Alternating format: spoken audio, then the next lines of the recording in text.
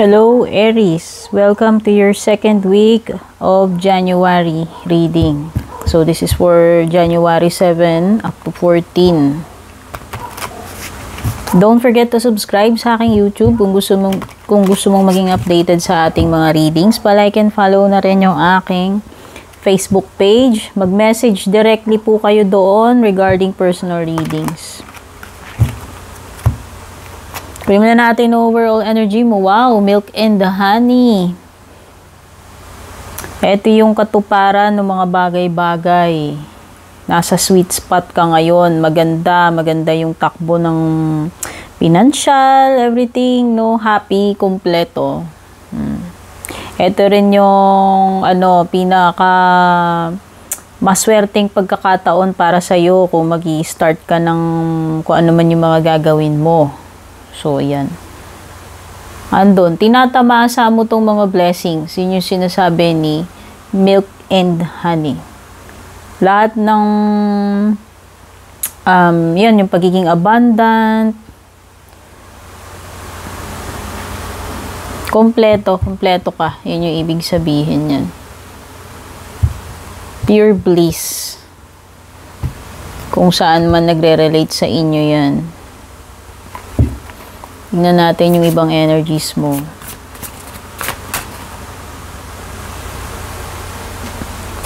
Oo, milk and honey parehong matamis. Hindi, ayan. Yung honey pala matamis. Parang ang napifeel ko ito na yung tamis ng tagumpay para sa iba sa inyo. Nandun kayo sa period ng ecstasy dahil na-enjoy nyo lahat itong mga rewards na ito or kung ano man itong mga blessings na nagsha-shower sa inyo.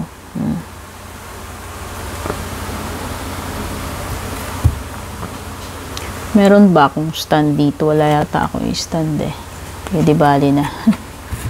Ayan, gamitan natin ng stand para nakikita nyo lang. O yan. O, diba? Lagyan natin siya dito.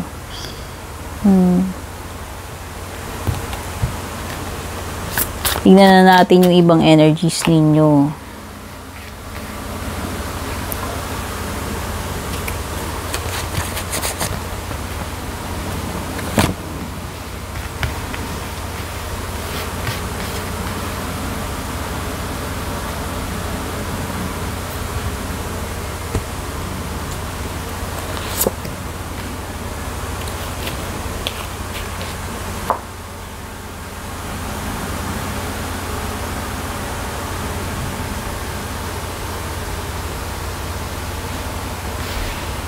Pagkasyahin na lang natin. Hindi ko alam kung magkakasya ite. Ito yung sign guys, dito kayo titingin. Kung nasaan na tayo. Syempre, susundin natin yung chronological order ng mga zodiac signs.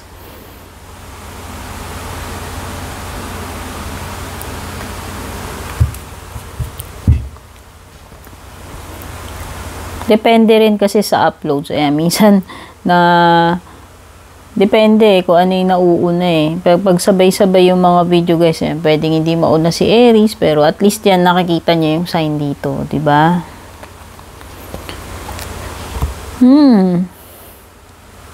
May mga panggulat na moment. Itong second week para sa iyo. Ayan, may tower ka.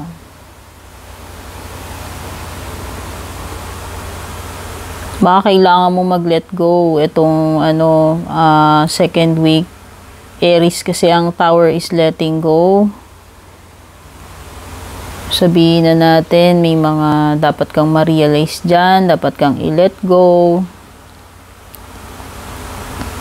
Kasi parang doon papunta yung sitwasyon mo sa ayaw at sa gusto mo No, ayaw mo man i-let go yan, hindi.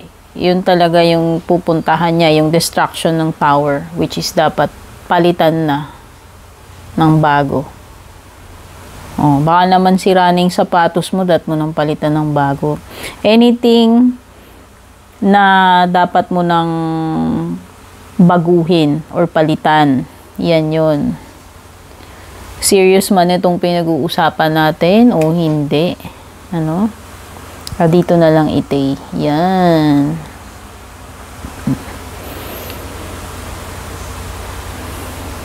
Okay. Meron kong 5 of Wands. Hindi ka papatol sa mga nega, sa mga toxic. Aries, you have the 5 of Wands. No? Puprotekta mo yung sarili mo, i-depensa mo yung sarili mo, pero hindi ka papatol dun sa mga toxicity. Iwasan mo yan. Actually, pwedeng isa yan sa mga New Year's resolution mo na hindi mo bibigyan ng attention yung mga provocation sa iyo. Kung may nagpo-provoke man sa iyo, kagaya nga niyan, yung mga toxic, iniiwasan mo yan. Possible kasi na may dito, may magpo-provoke sa iyo para parang ipoprovoke ka niya para mabuisit ka o magalit, mainis para makuha niya yung kung ano yung gusto niyang gawin mo. Ayan. Pero hindi ka papatol dyan. Iwasan mo yan. Okay? Meron ka Ace of Wands. Wow. Magandang simula ito para sa iyo kung meron ka bagong gagawin ngayon. Aries. Ayan. Very inspired ka dito. At mukhang maganda yung magiging simula nitong gagawin mo. Tignan na natin yung possible na magiging challenge mo this week.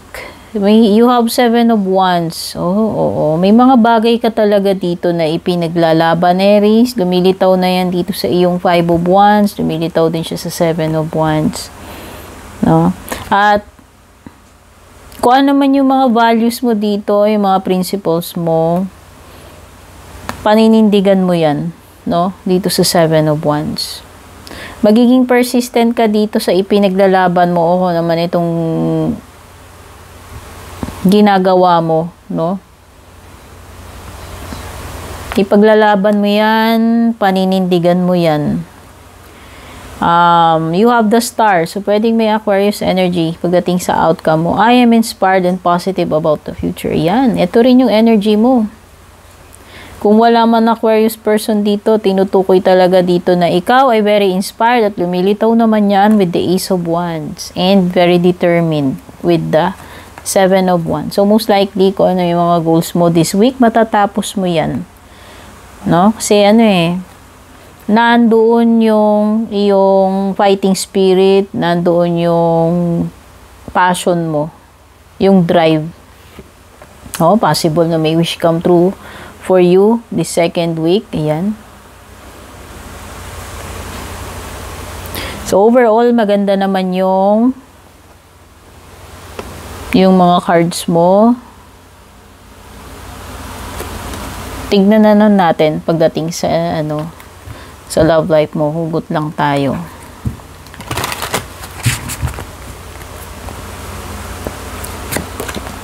Comes to your love life, you have the 6 of Cups. Uy, past person energy, Aries. O, baka may nagbabalik sa iyo, nagpaparamdam na past person. Ayan. So, baka may, yung iba sa inyo, may reconnection with a past person. Sabihin na natin. And para sa iyong advice, kuha tayo ng 1 card dito for your closing message or advice.